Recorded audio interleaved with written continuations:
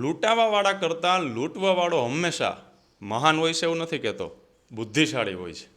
વાત કરવી છે ઓનલાઈન થતા ફ્રોડની, જેમાં અત્યારે હજારો લોકો સરળતાથી પોતાના પૈસા ગુમાવી રહ્યા છે અને ફ્રોડનો શિકાર થઈ રહ્યા છે. વાત જાણે એમ છે કે વોટ્સઅપની અંદર તમારે એક મેસેજ આવે એપીકે ફાઇલવાળો. આ તમે ડિસ્પ્લે ઉપર જોઈ શકો છો, આને એપીકે ફાઇલ કહેવાય.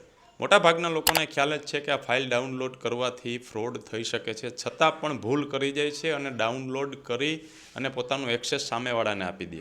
આ ફાઇલ તમે તમારા ફોનમાં ડાઉનલોડ કરો અને એક્સેસ આપો, બધું એલાવ આપતા જાઓ, એટલે તમારા હાથમાં છેલ્લે માત્ર ડબલું વધે, તમારા ફોનનું બધું જ એક્સેસ ફ્રોડ કરવાવાળા પાસે જતું રહે. હવે આ ભૂલ કેમ થાય છે?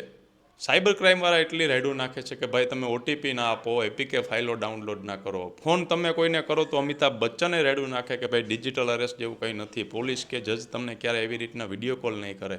છતાં 10 કેસ સોલ્વ કરે ને પોલીસ, તો બીજા 100 કેસ થઈ ગયા હોય છે. આવી હાલત છે ઓનલાઈન ફ્રોડની અત્યારે. તો હવે એપીકે ફાઇલની આપણે વાત કરતા હતા કે ઘણી વખત શું થાય, તમે કોઈ વસ્તુ મંગાવો, ઓનલાઈન ખરીદી કરી હોય, અથવા તમે તમારો સામાન કુરિયરમાં મોકલો હોય અથવા ટ્રાન્સપોર્ટમાં મોકલો હોય, તો આ ફ્રોડવાળાને બધી જગ્યાએ એનું નેટવર્ક હોય, ત્યાંથી ડેટા એ ચોરી લે કે કોઈ પણ રીતના હેક કરી લે, અને ખ્યાલ હોય છે કે આ વ્યક્તિનું પાર્સલ કે અન્ય કોઈ વસ્તુ એને મળવાની છે.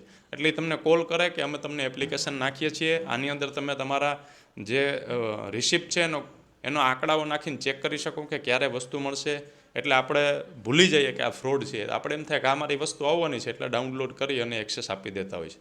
તો ઘણી વખત એવું થાય કે સસ્તી લોન માટે, પીએમ આવાસ યોજના માટે, ઘણી વખત સરકારી સહાય માટે કોઈને કોઈ રીતે એવી ફાઇલ તમને વોટ્સઅપની અંદર એ લોકો ફોન કરીને મોકલે અને આપણે સીધા એને ડાઉનલોડ કરી અને એક્સેસ આપી દેતા હોય છે. તો આવી ભૂલ ક્યારેય કરવી નહીં.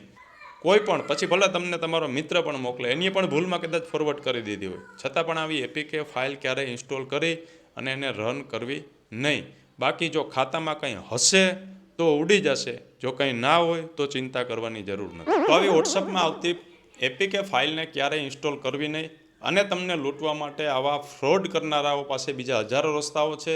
તમને એમ લાગે કે આ માહિતી ઉપયોગી છે તો હજી એ રસ્તાઓની પણ આપણે વાત કરીશું, જેથી કરી અને લોકો, કોઈને લૂંટાવવું તો નથી જ, પણ છતાં બી લૂંટવાવાળા એટલા હોશિયાર છે કે કોઈને કોઈ ભૂલ કરાવી અને લૂંટી લે છે.